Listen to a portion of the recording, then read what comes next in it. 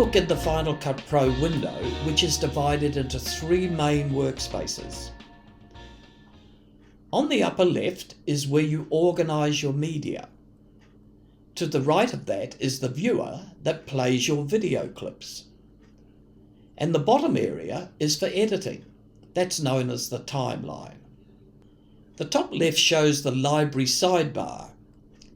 This is where you organise and manage your libraries and events. To explain, a library could be compared to a whole TV series, and the event would then be each individual episode of that full TV series. Final Cut will open for the first time with an untitled library and also with an event inside that library that has the day's date. This is what Final Cut looks like when media has been imported and added to a project. You'll see how to do this in the next tutorial. To the right of the library sidebar is the browser, currently showing the footage as film strips. You'll see later how to view this as a list of clips, if that's your preference. You can skim through imported media in the browser, and that will show you the footage to add to your movie. As you skim, the media shows in the viewer to the right. Photos in iTunes can be accessed by clicking this button, and you can find pre-installed titles and cool animations, that's generators, with this button. The timeline at the bottom is a space that holds all your projects. It can hold any number of projects. You assemble your video in a project by adding clips from the browser. The clips in the project appear sequentially, and they can be trimmed and reorganized. You can also add effects, transitions, titles, and generators. You can access these effects by clicking these buttons, which will allow you to add them to the clips in your project. And when you've got more than one project in the timeline, they can be brought into view by using these previous and next arrows, just as you move backwards and forwards in Safari. You can modify the clips and effects within a project in the inspector. When a clip is selected in the project, click this button to open the inspector. This will also let you make colour corrections and adjust the audio, both its volume, and modify audio effects. To make the inspector appear full height, double-click the bar at the top. Click it again to collapse. You can export, or that's share your edited video, by selecting the button at the far right at the top. You now need to import the media, and that'll be in the next tutorial. Select File, New Library, select the Finder location you'd like to save that library, and let's call it My First Edit. And as you saw in the last lesson, an event is also created with today's date. Change the name of the event also to My First Edit. Now it's time to start importing the footage. You can import the media by using the downward arrow, which will open an import window, so that you can select what you want to import into Final Cut. But for this exercise, you're going to import by dragging the files from the Finder, drag into the browser window. The media is going to show as film strips in that browser window. Hover the pointer over these to skim. At any time, you can press the spacebar to play in the viewer, and press the spacebar again to pause. You can increase or decrease the amount of the film strip that you're viewing by selecting the film strip button and dragging the duration slider. If you prefer, you can see the clips as a list. Click the button looking like a stack to the right of the words All Clips. When a clip is selected, the film strip appears at the top of the browser, and you can skim in that just like you did in the film strip view. Click the Stack button to go back to the film strip view. You can also import photos from your Photos app and music from your Music app. That's what was originally known as iTunes. Click the Music Note button and click on Music. There will be a short delay while the connection takes place to the music. When the list does appear, select the music note in the middle at the top of the window, and you see the albums in your iTunes library. Select a music track, or Command plus click any number of them and drag into your timeline. To access photos, click the photos at the far left and there'll be a similar short delay while that connection's being made. Select Albums or All Photos, Command plus click any number of photos and drag them into your timeline. In the next tutorial, we'll get started with an actual edit. This time you'll see how to start putting your video together.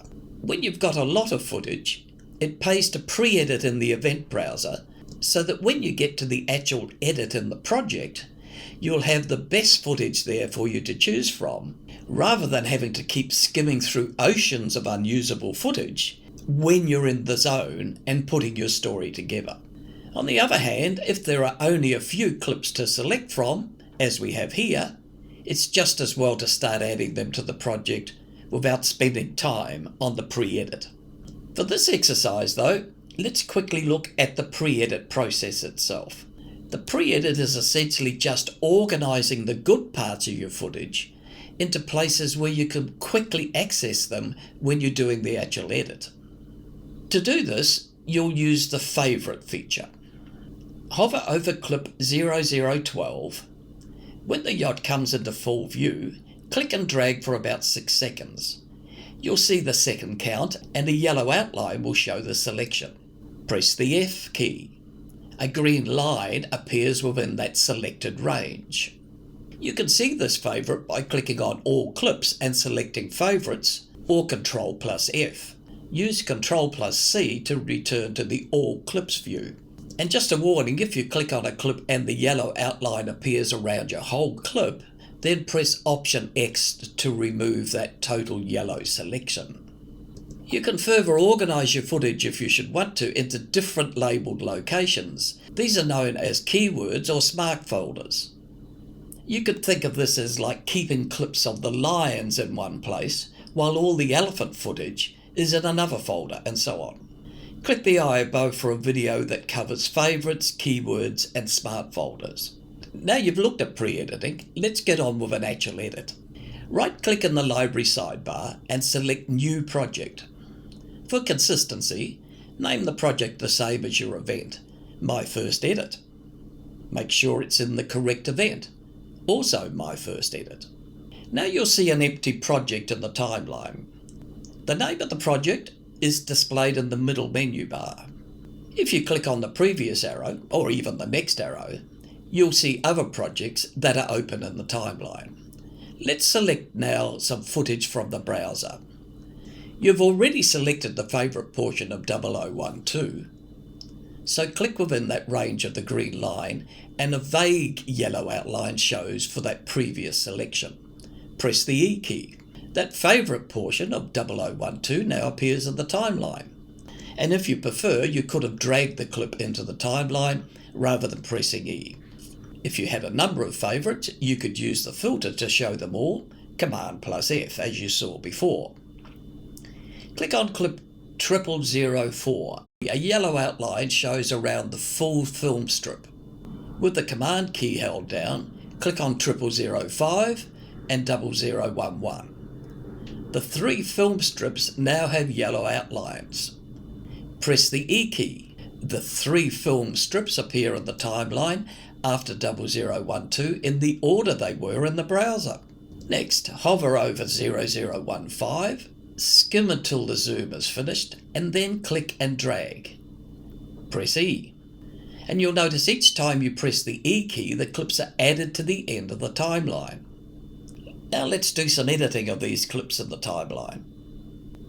To see all of the timeline window, you can press Shift plus C. 0012 is out of order for this story. It needs to appear after 0011. Click on 12 and drag between 11 and 15. A blue vertical line appears where you can drop 12 into a blue outline. You'll look at the further editing of these clips in the next lesson.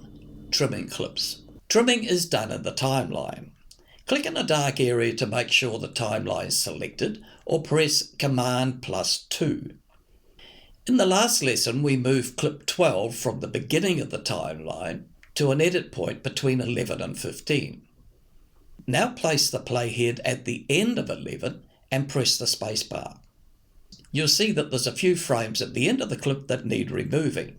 Click the edit point at the end of 11.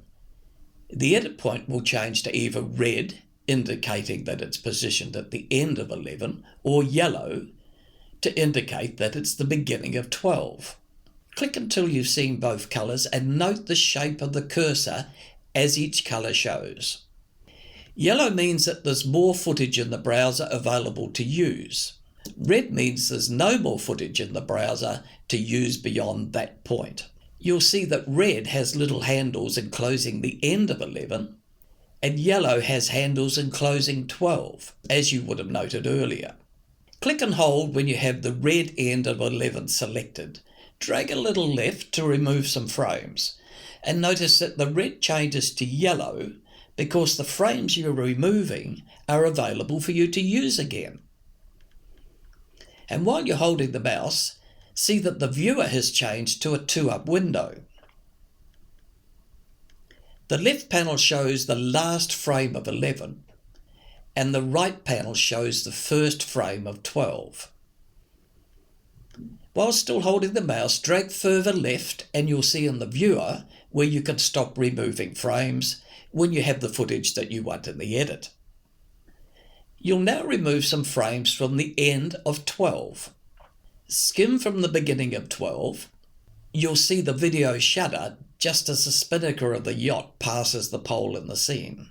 Place the playhead just before the shutter and press Option plus right square bracket. The clip is then cut from the end to that playhead position. Finally, you can add some footage to the beginning of 15. Click the edit point at the beginning of 15. The yellow handles are enclosing it. Drag left and more footage is added from the clip in the browser. Final Cut Pro ships with many built-in titles, and you can purchase more titles and even access a number for free. They're known as plugins. In this exercise, I'll show you a couple and you'll be able to try others for yourself. Titles are selected from the T button at the top left corner of the Final Cut Pro window. When you click on the button, you'll see two headings, Titles and Generators. I'll show you titles now. Generators are pre-animated clips similar to titles. We'll have a look at those in a moment. Click the exposure arrow to the left of the titles heading. You'll see in the sidebar a number of subheadings. There's more displayed here than you'll have, as I've many extra titles that I've purchased over time. Find Build In, Build Out in the sidebar and drag Energetic above the 119 clip in the timeline. Place your playhead over the title and you'll see the word title in white showing in the viewer. In the inspector, click the text button. Change the word title to The Winner. Look further down the inspector and drag the size slider to the right to about 150, or click in the rectangle and type 150. You can change fonts and other text effects here too. Scroll further down the inspector and you'll see Face. Hover to the right and Show appears. Click Show. Click the white rectangle and the colour selector wheel appears. Click red in the wheel. At the bottom of the colour wheel, you'll see the colour you've selected in a larger square. Drag that inside the white squares to the right. That colour's now saved for the future and it'll be available for you to use at any other time and in fact in any other application, not just Final Cut Pro. Right-click in the viewer window and select Transform. Drag the words in the viewer to the right. Click in the timeline just to the left of title. Press the space bar. You'll see the animation of the title as it appears. At the top of the inspector, click the button with the T and the white square. You'll see that Build In is Awaken. Click the double arrows and select Bounce. And you could try others as well. Play again in the timeline. You've changed the beginning effect, and you could do that with the ending Build Out. We'll use one more title to introduce our video. In the Build In, Build Out titles, select Mondrian. Drag it to the beginning of the timeline and insert it before number 4 clip. in the main storyline. Skim over the titles until you see all of the words. Make sure that transform is disabled in the viewer. It shouldn't be blue. Click on subtitle and in the inspector replace with 18 footers. Do the same to replace title with race, information with day, description with Sydney Harbour, and delete more because we're not going to use that. And move day up and line it up with race. Any other words can be moved as well if you want. Currently the title has a black background because it's got nothing below it. If you were to drag the title above number 4 clip, you'd see that in the background. Drag it back into its original position at the head of the video. And it's playing too long, so let's shorten it from the right edge. Next, I'll show you some generators. Move back up to the Titles button at the top of the Final Cut Pro window, disable the exposure arrow next to title heading, and expose the arrow to the left of Generators. Scroll down in the sidebar until you see Textures, and select Paper in the browser. Place the playhead in the timeline and press the Q key. The texture generator will appear as a connected clip above the main storyline. Drag it below the title clip and shorten it to suit. Go to the inspector and select Watercolor 2. Select the color rectangle and pick a light blue. Increase the tint slider all the way to the right. Play from the beginning of the timeline, and as the number 4 clip appears, it tends to jump into view. You'll look at adding a transition here in the next lesson. As with titles, Final Cut Pro ships with many built-in transitions, and also, as with titles, you can purchase more and even access a number for free, and they're also known as plugins, just like titles. In this lesson I'll show you some, and you'll be able to try others for yourself. Transitions are selected at the far right of the middle menu bar, and they're visible when the button is blue and hidden when it's white. You'll see a sidebar with subheadings, and again there are different items on my computer than will be on yours. If you select it on all, you can type a term in the search field at the bottom. Let's look at adding transitions to the project. In the last lesson you added an opening title that was a little bit jarring when the first clip appeared in the video. Play through to see the jump to the first scene. As you hover over the thumbnail in the Transitions browser, you'll get a preview of what that transition's going to look like.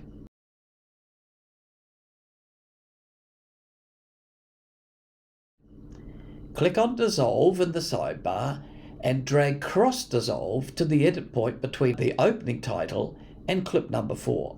Now play the opener again into the first part of the video, much smoother. There are a couple of other places where transitions may be useful. And a tip, just because you've got so many transitions to choose from, doesn't mean you have to use them. So be conservative in their use. Most editors stick with cross dissolve and fade to black to hide an edit point, though you could use some flashy transitions to announce a new subject. Let's look at both of these uses now. And you'll use fade to colour between clips 12 and 15 because 12 has a crew in black and yellow and the crew in 15 are in blue. So these two scenes aren't continuous, and you need to indicate that to your audience so that there's a break in time. Fade to black is the convention to do that, but Final Cut calls it fade to colour. Place the playhead on the edit point between 12 and 15, find fade to colour in the dissolves, double click fade to colour, the transition's added to the edit point. Play the scene and you'll see that the transition is a little too short. So place the playhead on the transition and press Command plus twice and you'll see a bigger view. You can change the duration of the transition by dragging on its edges. Once you're happy with the length, press Command Z to return the timeline to fit in window. You'll now add a transition to indicate an important new scene is coming up. And this will be effective for the clip showing the winner crossing the line. Click on the edit point at the beginning of clip 19. In the transition sidebar, select the subheading Wipes. Double-click chevron, play it through, click on the transition, there's a yellow outline. In the inspector, change the direction to down and expose edge treatment to solid colour. Click on the black coloured triangle. In the colour wheel, click the eyedropper. Move it over the sky in the viewer and click to select a sky colour. Now play back. In the next lesson, you'll look at how to use effects. As with titles and transitions, Final Cut ships with many built-in effects. You can purchase more, and you can access a number for free. They're also known as plugins. In this lesson I'll show you some, and you'll be able to try others for yourself. Effects are selected from the far right of the menu bar next to the Transitions button. They're visible when the button is blue and hidden when it's white. You'll see a sidebar with subheadings. Again, I'll have different items than on your computer. And if you've selected all, you can type a term in the search field at the bottom. Let's look at adding effects to the project. Some effects are presets of various colour corrections. Other effects completely change the look of a clip that they're applied to. Let's look at the colour preset category first. Place the playhead over clip 49. In the effects sidebar, select Basics. Hover over Hard Light. That's too dramatic. Hover over Crisp Contrast. This is still too much of a change, but you can adjust that in the inspector. Double-click the Crisp Contrast. The effect's added to the clip at the playhead, and you can see the change in the viewer, but there's no obvious change in the timeline. Only in the viewer and when you look in the inspector. And a tip, when you add transitions, titles and generators, you see them added to the timeline, but effects go inside the clip in the timeline and are adjustable in the inspector. Make sure clip 49 is selected in the timeline and look in the inspector with the Filmstrip button selected. You'll see Crisp Contrast effect at the top. Drag the slider left to about 40, which will reduce the contrast. Now that clip 49 is different than the other clips, let's apply that effect to them as well. You could repeat the process for each clip, but that would be far too tedious. There's a quicker way. Simply copy one clip and then paste the effect onto the other clips using Paste Effect from the Edit menu. Let's see how to do that. Select 49, copy, that's Command+C. Select all the clips with the Command key held down or by lassoing. Go to the Edit menu, select Effects or Command+Option+V. And a warning, effects are additive. When you add them to a clip, they are added to any other effects that are already on that clip. When you selected all clips, you would have also selected clip 49. And since effects are additive, Crisp Contrast will be there twice. Check the inspector and you can disable one of these by unchecking a blue tick. Now let's use a more radical effect. For the last clip, you're going to fade out with a comic look effect. In the effects sidebar, select Comic Looks. Drag it inside 120. The whole clip is turned to a black and white comic look. But let's fade into that. Place the playhead at the beginning of the clip in the timeline. In the inspector, hover the mouse pointer to the right of Mix. It's currently at 100%. To the right, you'll see a diamond with a plus sign inside. Click the diamond, it'll turn orange, and you've added a keyframe. Drag the Mix slider all the way to the left. You'll learn more about keyframing in Lesson 14, Easy Animation. Now move the playhead to about halfway through clip 120 in the timeline, and in the inspector, slide the mix to the right. That's back to 100%. And as you've been working through the last 8 lessons, you'll have realised by now that you need to move around the timeline, and at times the view is so small it's hard to see what you're trying to adjust. In the next lesson, you'll look at ways to quickly move around the timeline, as well as increase and decrease the size of the viewing area of the timeline. The thing you most want to do in the timeline is to zoom in to see more details and then zoom back out to see the wider view. The shortcuts are Command plus and Command minus. And a tip, it's important to know where the playhead is located as you zoom in and out. It happens at the centered position of the playhead. If you want to see all of your edit in one view, press Shift plus Z. If you want to quickly see a particular part of your timeline, hold the Z key and drag over that part you want to view. You can then use the Command minus to decrease the size of the timeline. If you've got a magic mouse or a trackpad, you can move your finger left and right to move backwards and forwards in the timeline. And next, you'll find that the default view of the timeline has a very small view of the actual audio track. Click the Filmstrip button at the right of the middle menu bar. The top slider increases and decreases the length of the timeline view, but the second slider increases the height of that clip view. And you can select different mixes of the video and audio height by selecting the buttons above the last slider you've just used. Also useful is the ability to jump to the beginning and end of your timeline.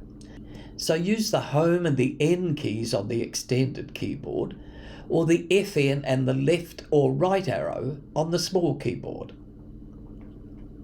You can jump to the previous or the next edit with the up arrow and the down arrow. And at this point, I want to define how the red skimmer playhead and the white playhead differ. You'll know how to turn the skimmer on and off in the middle menu bar. And the definition. The white playhead allows you to position the playhead at a point in the timeline and it stays there until you make a change. The red playhead skims to any location while the white stays in place until you make an action in the timeline. For instance, place the white playhead in the timeline by clicking the black area above a clip. Select the range tool and drag a range in the clip. As you skim, you'll see the red playhead move and turn to yellow as it meets an edit point. But you'll see that the white playhead stays in place until you make an action like delete. The portion's deleted and the white playhead jumps to that location. And to be clear, the Command plus and the Command minus shortcuts center on the red playhead. All of the shortcuts that you've seen jump the playhead to different locations in the timeline.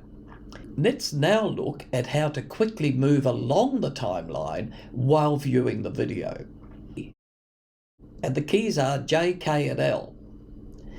If you look at these keys, you'll see that the bottom of the J points left and the bottom of the L points right. And that should give you a bit of a clue. Press the L and the video advances at normal speed. Press it again and the speed doubles each time you press the L. This lets you quickly view the video, and of course audio increases at the same rate. The K pauses, and when you press the L it starts again at normal speed. And as you'll have guessed, the J key moves backwards. And should you want to move at half normal speed, hold the K and the L keys together. Releasing the K while holding the L will go back to normal speed. Of course, K and J will do the same thing in reverse. Finally, I'd like you to fully understand how projects appear in the timeline. Think of the timeline as a container to hold a number of open projects. The projects in the timeline can only be seen one at a time though. You can access each of the other open projects by using the previous and the next exposure arrows in the middle menu bar. If you click and hold on the previous arrow, you'll see the other open projects there. Selecting the next exposure arrow will let you open the projects there, just as you would in a web browser. The name of the current project on view is in between the two arrows. Click on that and you can close the current project or other projects. In the next tutorial, you'll look deeper into the timeline, specifically at connected clips and the magnetic effect. The magnetic timeline lets you quickly assemble and edit without having gaps between your clips. If you're used to working with other video editing software like Premiere and Avid, the magnetic timeline could be confusing to you, but this video will clear that up. iMovie upgraders will be at home with the magnetic timeline, but you'll not have been able to use more than one connected clip. So now you'll be able to see how to create that split screen effect that you've been trying to do in iMovie. The most important thing to know about the magnetic timeline is how other tracks work with it, or to be more concise, how they connect with it. In Premiere or Avid, you'd have been used to tracks being separate and independent. In Final Cut and iMovie, the primary storyline has the other tracks linked to it as connected clips. First, let's see what the magnetic timeline does. Click on the 120 clip in the timeline and drag to the right. It jumps back into place magnetically and attaches itself to 119, so there's no gap left between the clips. To be able to move 120 and leave a gap, you can select the Position tool or click the P key. Now drag 120 to the right. A gap fills the space, and if you delete that gap, 119 and 120 snap back together. Press the A key to re-enable the Select tool. Now let's look at connected clips. The magnetic timeline is known as the primary storyline. You can also add video, audio and stills above that primary storyline as connected clips for things like that split screen effect I mentioned. Let's look at adding some photos as connected clips. I'll use the 3 photos from the download. You could also use stills or video from your computer's photo app, as you saw in Lesson 2, importing. Let's connect these above the 120 clip. Click the playhead at the position in the timeline. In the browser sidebar, expose Smart Collections and select Stills. Select the Harbour Bridge photo, press the Q key or the button at the left of the middle menu bar. A pre-selected length of the photo is added above the primary storyline. You'll see that that photo has a smaller aspect ratio than the clip in the primary storyline, so you can still see some of the clip below in the viewer. Make sure the photo is selected in the timeline, and in the inspector, make sure Filmstrip is blue, and at the bottom you'll see Spatial Conform. Change that to Fill. The photo now hides the video below. To prove that, with the photo still selected, press the V key, and this disables the photo from view. Press the V key again to re-enable. As the word suggests, connected clips are linked to the primary storyline. This connection point is a minute blue line. If you move the primary storyline or delete it, the connected clip goes with it. So it's important that you know how to change where that link is positioned.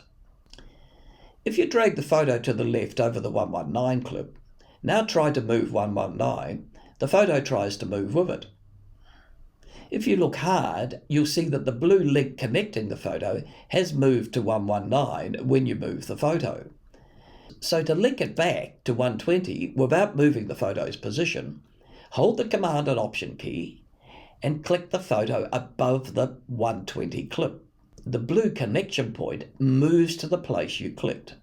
And a tip, no matter how many connected clips you have stacked above each other, they always connect to the main storyline and not to the clip below, as you might think. And when you've got a number of connected clips together, you can attach them together so that they become their own storyline with the magnetic effect. Select both the Opera House clips and drag them above the storyline. They both need an aspect ratio change, so select Fill in the inspector, as you did before. Now deselect them in the timeline, and you can move each independently. But to keep them together, select both of them and press Command plus G. A grey bar appears above both clips. If you try to move either of them independently, they stick together. Click on the grey bar and they stay together when you move it. The real advantage of this storyline is that you can shorten and lengthen each clip and have it stay as a magnetic storyline. Click on the edit point between the clips and shorten, and watch the magnetic effect. Finally, let's look at stacking connected clips above each other to create a split screen effect. Select and drag 3 photos above the storyline. Position them above each other and make sure that F16 is on top of the stack. Place the playhead over the 3 clips. The F16 photo's got a transparent background, so you're seeing through it to the clip below. Now make sure that the second clip is selected. It should have a yellow outline. Right-click in the viewer and select Transform and move the clip to the right. Select the third stacked clip and move that to the left. Now you'll want to remove those photos by selecting them all. That's lasso or command click and delete. We don't need them in the next lesson, which is about audio. In some respects, audio is more important than the video itself.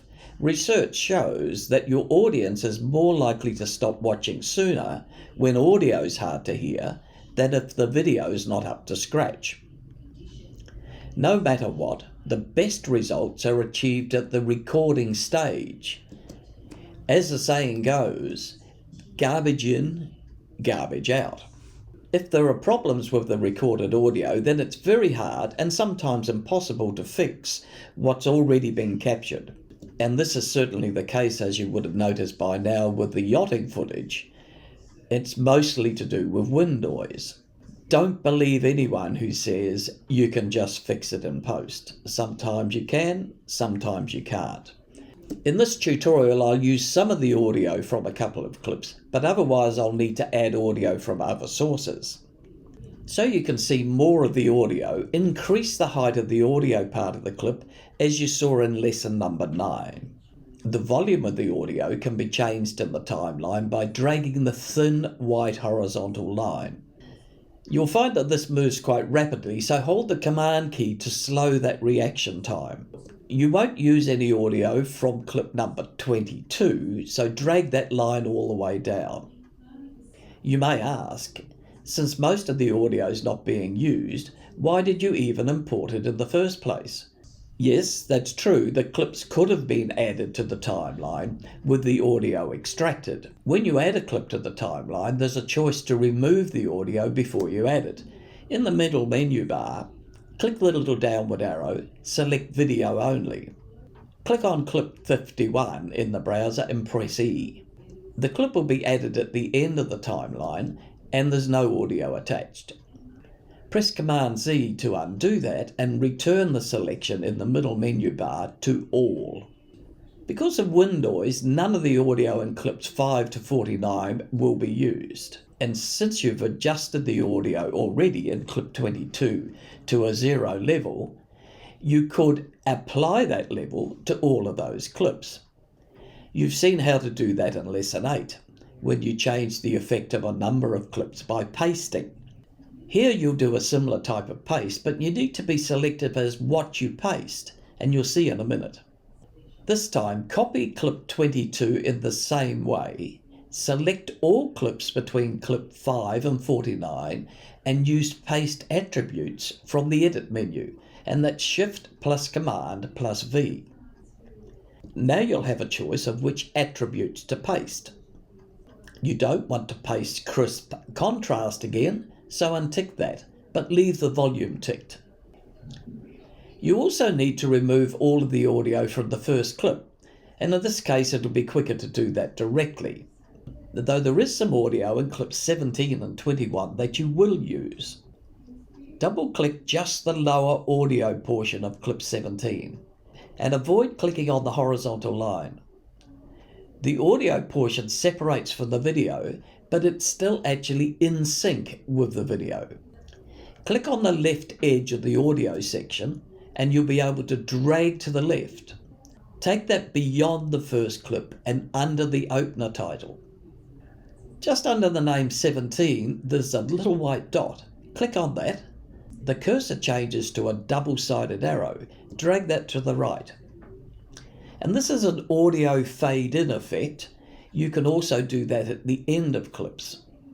drag the right side of the audio portion about halfway under clip 21. And here you can drag that fade out button I mentioned to the left as well. There's some audio in clip 21 that you can use, but it's going to be better to use further down the timeline. So right click on clip 21 and select Detach Audio. Drag it under the clips to the right and lengthen the edges so that you've got some suitable announcements over the loudspeakers. Don't worry about the wind noise. I'll show you later how to try and reduce that. Adjust the fades on both clips so that they overlap and fade into each other. Select clip 17, go to the inspector and select the speaker button. Hover to the right of the label Audio Analysis and click on Show. Tick Noise Removal. Voice isolation, as in my mind, it's one of the best quick fix corrections for audio in all of Final Cut Pro. And what it's intended to do is to remove unwanted background audio from clips with a voice. It's perfect for voiceover videos and instructional videos. The objective is to just leave the voice and no background audio. So the first thing you want to remember though is that if you do need to have ambient audio to give a feel for the location of your video, you'll need to dial down the amount of the effect. The effect's in the audio section of the inspector and it's called voice isolation. Let me demonstrate with some voiceover audio that was recorded for this tutorial and has a hiss in the background. I'll play the original without any correction and then immediately follow with the voice isolation added at 50%. You'll see the cursor change. Did you notice the background noise between the two voice sections? And if you've got a really noisy background, you can almost dial up to 100%, or even in some cases at 100%, and I'll show you that in a second. But you'll not remove excessive wind noise, though you will be able to remove almost anything else, even aircraft noise. And here's a section where the room audio is heard for an amount of time.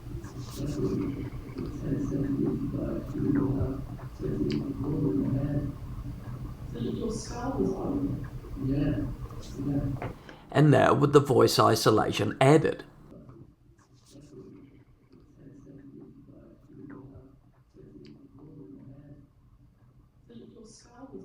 Isn't that impressive? I've also got some footage of an interview with significant traffic noise that's completely unusable. Let's see how the voice isolation handles that. This is the original clip with no modification. I'll play it.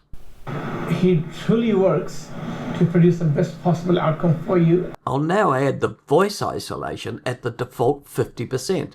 He truly works to produce the best possible outcome for you. That's much better. And now at 100%. He truly works to produce the best possible outcome for you. You should always have the audio meters showing on the right-hand side of the effects browser. If they're not showing for you at the moment, click on the small audio meters in the middle menu bar, and then they'll appear at the right-hand side of the effects browser. They can be narrowed to give you more space. The following are the audio conventions that you need to adhere to. Audio levels above 0 in the meters will cause peaking, and that means that audio won't be heard. And worse, it can also cause popping sounds in your soundtrack. The red warning squares will appear for audio over 0. And they're red for a reason. You'll notice that they stay on after the peak has passed when you're playing back. Your optimum levels are for peaks to be around -12 and up to -6. You measure these peak levels by watching the white bars at the top of each green meter. You'll also notice that the white bars stay visible for a brief period after the playhead has passed. Be aware, meters only show you the level. You need to adjust those levels in the timeline. Let me explain. When a camera records audio, that raw audio footage is displayed in Final Cut as 0.0. and that's no matter how loud that audio was when it was recorded. So a whisper or a scream will both show at 0.0 in the browser's original clip and in your timeline. Think of this as the input level. But be aware this 0.0 input level is different from that 0 mark, that's the output level, that you've just seen in the meters. I know it's confusing, but to be clear, when you adjust the input level in the clip, these numbers are not the same as the output numbers in the meters. The clip numbers are relational to the 0.0 input level and not the output level shown in the meters. It's important that you understand this to be able to get good audio levels. And if you're still confused with this, the takeaway is at the end of the day, your levels in the meters should be, as I said before, between -12 and -6. So do anything to adjust them to that level. Another thing to be aware of is what you hear through your headphones or your computer speakers is controlled by the device you're listening to. So this is likely to be a different level than what your video will be exported at. So think of it this way. If you're listening to your video in the timeline and it's too low, and you turn up the computer speakers, that's not going to affect the audio levels when you export your video. Next, I'll show you how to adjust part of your audio in a clip and adjust that portion only. You do this with the R tool selection. Press the R key, and it's also in the tools. You'll see the cursor change. Place the playhead at the beginning of the detached audio of clip 21. Press the spacebar and play until you hear the wind noise start. Move your cursor back by pressing the left-hand arrow a few times to position it just before the wind comes in. Click at the playhead and drag to the right to enclose all of the wind noise. You'll see a yellow range outline. Drag the horizontal line down to about -17. Press A to return to the selection tool and click in the black area. You'll now see 4 keyframe dots that can be adjusted to smooth the volume level change. In the browser sidebar, select Audio Only inside the Smart Collections. Select Ocean. Press Q. Adjust the volume to -9 and fade at the beginning of that clip. The next lesson is color correction. Colors are vast subjects, so the objective of this tutorial is to keep it simple and to show you the controls on how to adjust colors in the inspector's color wheels. But the theory of color correction is well beyond the scope of this video, as is any discussion about color scopes. Click the eye above for a video about color scopes. Let's get into it.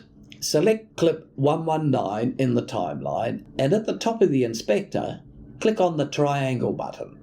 It'll change from white to color. If you see a color board, click to the right and select color wheels. You can change your preferences to show color wheels by default. Click the eye above for a video on how to adjust Final Cut Pro preferences. The color wheels are simple to understand, and once you've adjusted one of the wheels, the others follow the same pattern. Let's look at the highlights first.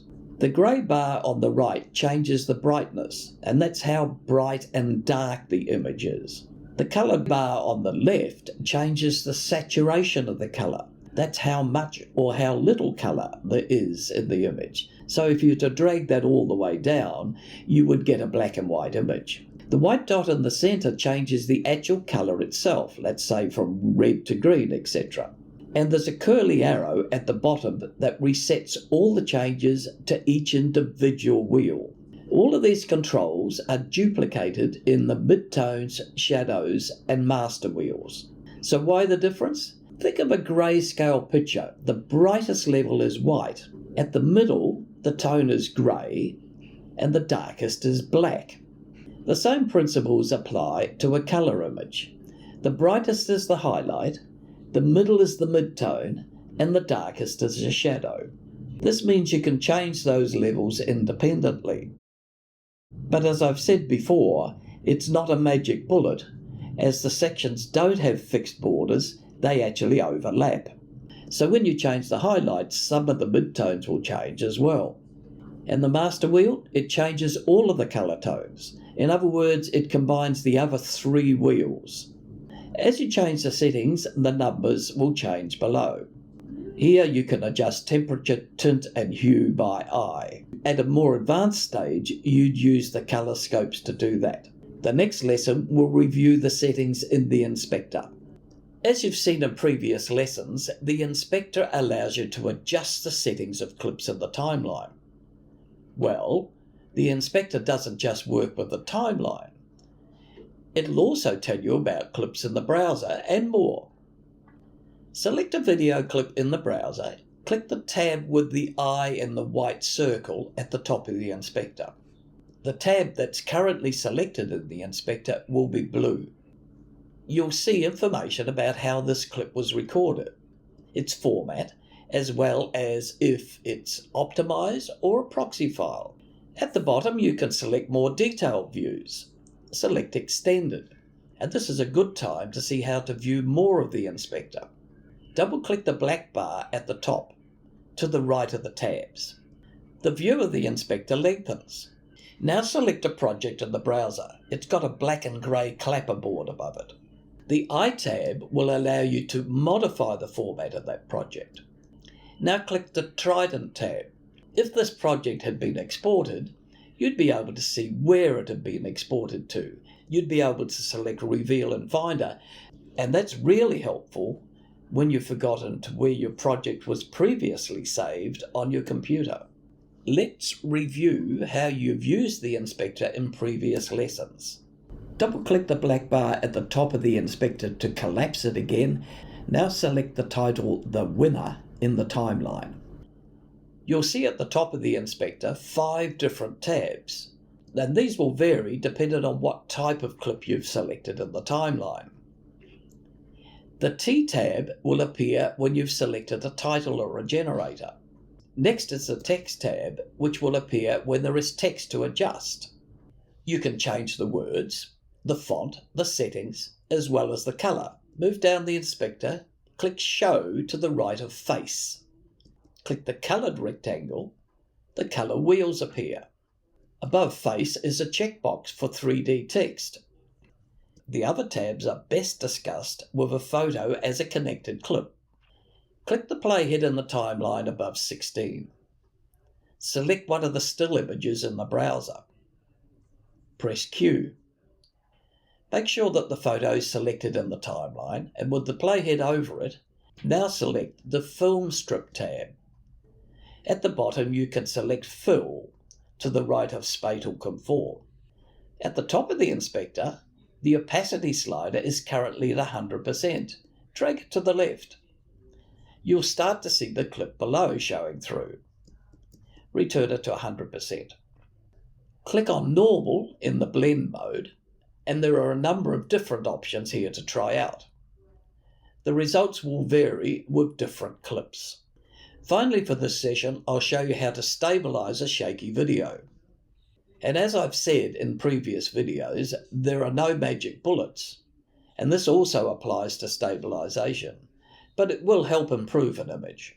And once you've added stabilization, I'd suggest you review the results, because the original unstabilized clips may be better anyway. In the timeline, select clip 17 at the beginning of the video. In the inspector, click the Filmstrip tab. At the bottom, click Stabilization. And you'll see in the viewer, Analyzing for Dominant Motion will show for a moment.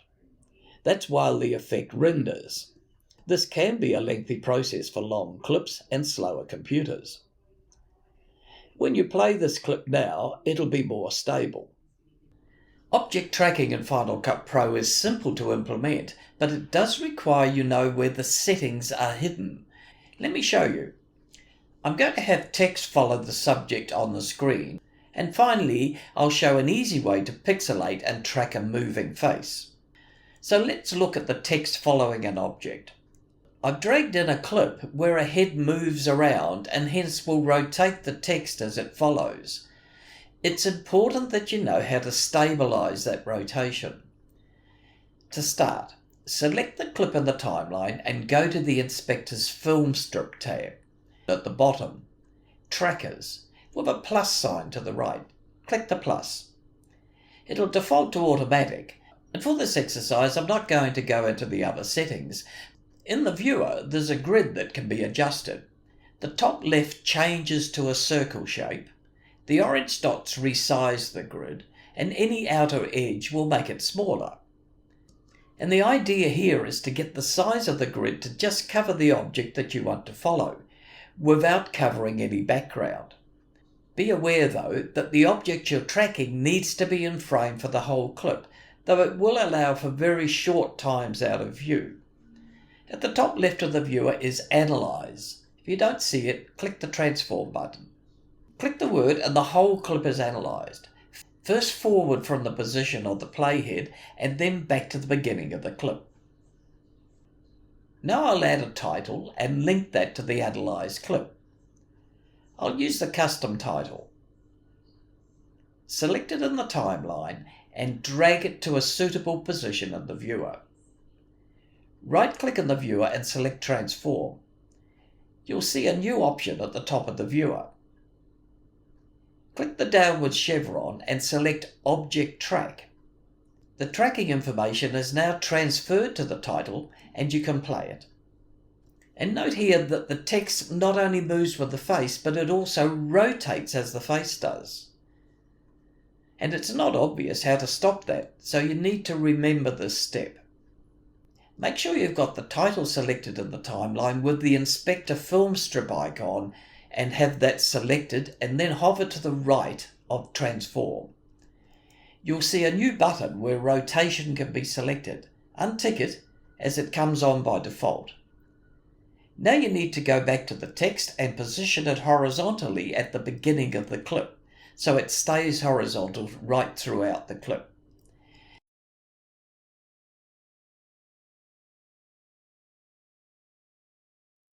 And finally, I'll show you how easy it is to track a pixelated face without even having to select a tracker. Select Pixelate in the Effects browser and drag it over the face. It automatically recognizes it's a face and adds the grid just over the face. You don't have to resize it. All you have to do is analyze and play. And perhaps turn up pixelization. I've got a clip here in the timeline and I'm going to add a text effect behind the person, but obviously in front of the background. First, duplicate the clip, Option Drag, and then find a location where you see most of the object that you want to mask. You'll see an eyedropper with a plus sign.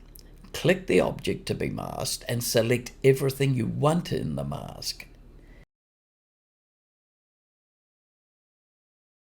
Use the Option key to remove unwanted items. And when you've got the correct mask, press Analyze.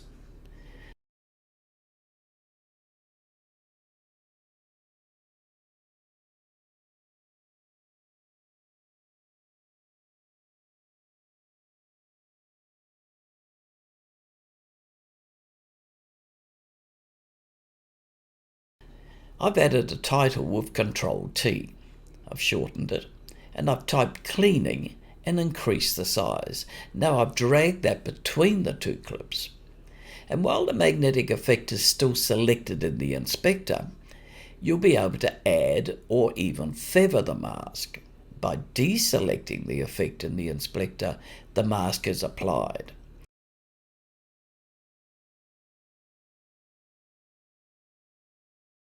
And if you see items that you want to remove now, select the masking effect again in the inspector and then select the minus button where Analyze is at the top of the viewer. Now click on the item you want to remove.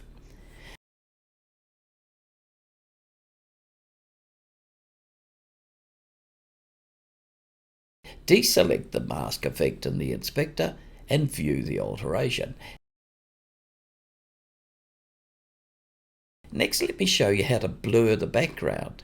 Select Gaussian blur in the effects and decrease the amount in the inspector. And you can also adjust the colour grading in the background and the mask as well if you want. This tutorial will give you a taste of keyframing. That's how you create animated effects in Final Cut Pro. Drag the object you want to animate above a background clip. The object needs to have a transparent background itself, and this is a preview of what we're about to do. Let's move the playhead to the beginning of the clip in the timeline. Right-click in the viewer and select Transform. Now resize the object to suit the background by selecting a corner dot and dragging in. Never use the side or bottom dots. Reduce the screen size view so that you can see outside the viewing area. 50% should be fine. Drag the resized object off screen to the right. In the top left corner of the viewer, there are 3 squares in a horizontal pattern. The center square has a diamond in it with a plus at the center. Click that diamond. By doing this, you've added a keyframe. Move the playhead to the right. Drag the object off screen to the left, and automatically a new keyframe is added at that end point. There's a red line that's appeared to show you the path of the F16, and that's it. Now play the clip by pressing the spacebar. And once you've completed your video, it's now just a matter of exporting so that you can show it to other people. The choices are simple. Do you want a high quality video to send to a TV station for broadcast? Do you want to burn it to a USB thumb drive to send to relatives overseas? Do you want to upload it to YouTube or Facebook? Whatever, the setup process is the same. First tip is make sure that the timeline is selected, and that's to avoid exporting the unedited clips from the browser. Click the share button at the top right of the Final Cut window. You'll see many more choices on my screen than you'll have on yours. Anyway, you will have master file on yours, so select that. Select settings. This is where you make your choices in the 3 formats I mentioned before. Later in this video, I'll show you how to create them as presets so that you'll be able to select them directly in the future. The window shows you information about the resolution, aspect ratio, and the frame rate of the project being exported. For this exercise, just note the size of the ProRes 422. That's a high resolution export format. Now hover over the TV button, and that shows you the devices that are best suited for that currently selected format. In this case, the exported file will be .mov. For this first exercise, we'll export to use for YouTube or Facebook. Select the audio video option, select computer. And notice below that the file size is reduced and the format has changed to .mp4. Also choose .h.264 higher quality. Now press Next, name the file and choose the location to save it. You can check the background task button to follow the progress. Once the video is exported, you'll be able to go to YouTube and select Upload and then drag the file from the saved location. Next, I'll show you how to save the presets for the 3 types of format that I mentioned. Click the Share button and at the bottom select Add Destination. Select the thumbnail export file.